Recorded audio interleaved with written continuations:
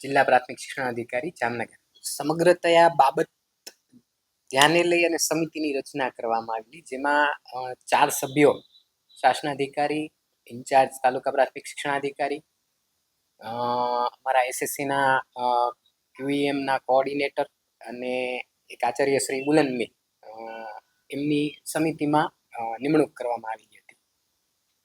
અને આ સમિતિ જે છે એ પોતાનું કાર્ય કરી રહી હતી. એમાં જે અત્યારે મામલો જે છે કે ભાઈ ફાઇલ ગુમ, હકીકતે ફાઇલ જે છે એ ઓફિશિયલી ક્યાંય કરતાં ક્યાંય કોઈ પણ કચેરીમાં ઇનવર્ડ લેવામાં નથી આવેલી. એટલે ફાઇલ જે છે એ જે તે સમયે રજૂ થઈ સમિતિના સભ્યને જ રજૂ થઈ અને સમિતિના સભ્યએ જ એમને પરત આપેલી કે ભાઈ 22 તારીખે આ ફાઇલની અંદર પૂર્તતા કરી અને રજૂ કરવા બાબતે જિલ્લા શિક્ષણ સમિતિમાં સમિતિના સભ્યો બેસી અને પોતે પોતાનું કામ કરતા હતા. એટલે એઝ સચ જિલ્લા શિક્ષણ સમિતિમાં કે ડીપીસીમાં ક્યાંય કરતાં ક્યાંય ફાઇલ જે છે એ અહેવાલ સાથે આજ દિન સુધી રજૂ થયેલી નથી. ના, એટલે એવી કોઈ રજૂઆત બાકાત કરવા બાબતે તો નથી આવેલી, પણ સમિતિ જે છે એના જ સભ્ય દ્વારા એમને પરત ફાઇલ આપેલી અને એ બાબતે પણ આપણે એમની લિખિતમાં રાઇટિંગમાં માગીએ છીએ કે ભાઈ શા માટે આપણે ફાઇલ જે છે એમને પરત આપેલી છે. સમગ્ર મામલો જે ઉદ્ભવ્યો એ નેચરલ કેલેમિટીસને કારણે ઉદ્ભવ્યો. જે તે સમયે કે ભાઈ 27, 28, 29 ખૂબ ભારે વરસાદને કારણે દરેડ બીઆરસી ભવન ખાતે કેટલાક પુસ્તકો જે છે એ પલળી ગયા, એના અહેવાલ પણ પ્રસિદ્ધ થયા.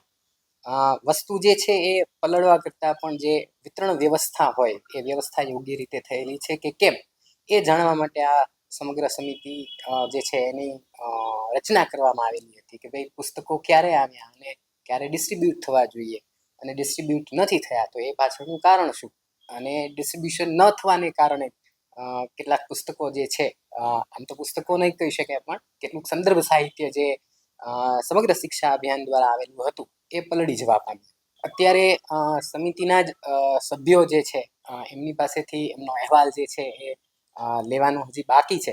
એટલે આજની તારીખે સમિતિના સભ્યો સાથે વાત કરી અને એનો અહેવાલ જે છે એ સત્વરે રજૂ થાય એવા પ્રયત્ન કરીશું. અને જો ક્યાંય પણ કોઈ પણ કસૂરવાર કે એવું કંઈ હશે તો ડેફિનેટલી તટસ્થ રીતે સમગ્ર મામલો જે છે એનો અહેવાલ જે છે એ ગાંધીનગર સુપ્રત કરવામાં આવશે. આ બાબતે સચિવ શ્રી એસએસએ દ્વારા પણ આ જ બાબતની મને સૂચના મળેલી છે કે ભાઈ તટસ્થ રીતે અહેવાલ જે છે એ રજૂ થાય અને જો ક્યાંય પણ કોઈની કસૂરવાન હોય, ક્યાંય ગિલ્ટી હોય તેની સામે કડક કાર્યવાહી કરવામાં આવે. તપાસ સમિતિના સભ્ય તરીકે મને આદેશ કરવામાં આવેલ. ઓગસ્ટ માસમાં જે ભારે વરસાદના કારણે બીઆરસી ભવન ખાતે પુસ્તકો પલળી ગઈ, તેમાં કયા કારણોસર આ બધી ઘટના ઘટેલી છે તેની તપાસ સમિતિનું ગઠન જિલ્લા પ્રાથમિક શિક્ષણાધિકારી શ્રી દ્વારા કરવામાં આવેલ અને તે બાબતે તપાસનો દોર આગળ વધેલ. પરંતુ જે બેન બીઆરસી કોર્ડિનેટર શ્રી દ્વારા નિવેદન સાથેની જે આધારોની ફાઇલ હતી તે રજૂ કરવામાં આવેલ અને તે જિલ્લા પ્રાથમિક શિક્ષણાધિકારીની કચેરી ખાતે રાખવામાં આવેલ. ત્યારથી બેન પાસે એ ફાઇલ પહોંચી ગઈ એવું અમારા તપાસ સમિતિના સભ્યમાં ધ્યાનમાં આવેલું. ત્યારે બેનને પૂછવામાં આવેલું કે આ કઈ રીતના બનેલું, તો બેનને કીધું કે બસ મારી પાસે ફાઇલ આવી ગઈ. તો આમાં તપાસની ગોપનીયતા અને વિશ્વસનીયતા જળવાતી ના હોય, જેથી મારા દ્વારા સાહેબશ્રીને નિવેદન કરવામાં આવે કે મને આમાંથી મુક્ત કરી આપો, કે જ્યાં આવી તપાસની જે ગંભીરતા ના જળવાતી હોય તો તપાસ કરવા મારા માટે શક્ય ના હોય, તે બાબતની ચર્ચા થયેલ. હા, એ જ આપને જણાવેલ કે એ જે ફાઇલ હતી બેન પાસે પહોંચી ગઈ. હવે કઈ રીતના પહોંચી એ નો જવાબ કોઈની પાસે છે નહીં. તો આ જ ગંભીર એક પ્રશ્ન છે કે જે ફાઇલ બીઆરસી કોર્ડિનેટર દ્વારા આપવામાં આવેલ એ જ ફાઇલ પુનઃ એની પાસે કઈ રીતના પહોંચી જાય, અને જો આ રીતના થતું હોય તો તપાસ કેના આધાર પર કરવી. માટે આ વસ્તુમાંથી મને મુક્ત કરવા અંગે સાહેબશ્રીને જણાવેલ છે. રાજ્ય સરકારના સમગ્ર શિક્ષા દ્વારા પ્રાથમિક શાળાના બાળકો માટે તેમજ માધ્યમિક શાળાના બાળકો માટે પણ સ્વાધ્યાય પોથીઓ ચાલુ વર્ષે ધોરણ 3 થી 5 અને 6 થી 12 બાળકોને સંદર્ભ સાહિત્ય તરીકે નોટબુક્સ અને અન્ય લાઇબ્રેરીનું સાહિત્ય તેમજ અન્ય બુક્સ છે એ પૂરી પાડવામાં આવે છે. જૂન મહિનામાં સત્ર શરૂ થયું ત્યારબાદ ઓગસ્ટ સુધીમાં આ સાહિત્ય નહોતું આવેલું. જે મામલે અમે શિક્ષણ મંત્રી શ્રીના કાર્યાલયના સચિવશ્રી અને શિક્ષણ SSA કચેરીના સચિવશ્રી મહેશ મહેતા સાહેબને રૂબરૂ રજૂઆત કરી, ટેલિફોનિક રજૂઆત કરી આ સાહિત્ય મંગાવેલું હતું.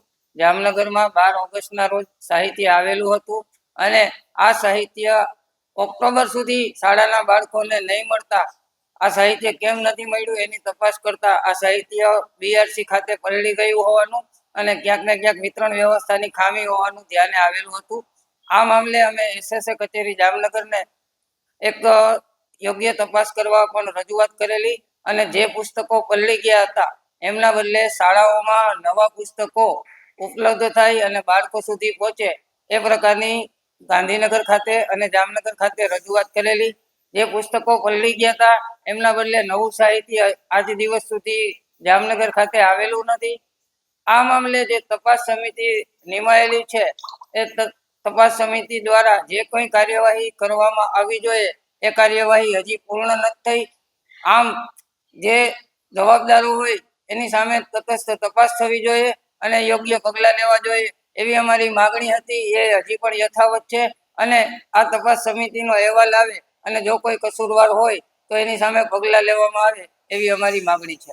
ખાસ કરીને આ સાહિત્ય શિક્ષણના ગુણવત્તા માટે જરૂરી હોય, શિક્ષકોએ આ સાહિત્યને રેકોર્ડ તરીકે રાખવાનું હોય અને ગુણોત્સવમાં સાહિત્યની જરૂર હોય ત્યારે શિક્ષકોને મુશ્કેલી ના પડે એટલા માટે આ સાહિત્ય સમયસર મળવું જોઈએ એવી અમારી કાયમી માગણી છે. અમને મળેલા અહેવાલ મુજબ તપાસ સમિતિની રચના કરવામાં આવી એ વાતને આજે 1 મહિના જેવો સમય પૂર્ણ થયો છે. આજ દિવસ સુધી તપાસ સમિતિએ સરકારમાં રિપોર્ટ નથી કરેલો એવું SSA કચેરી ગાંધીનગરથી અહેવાલ મળેલો છે. સાંજ સમાચાર ફેસબુક પેજને લાઇક કરો, વિડીયો શેર કરો અને વધુ વિગતવાર સમાચાર માટે sanssamachar.net વિઝિટ કરો.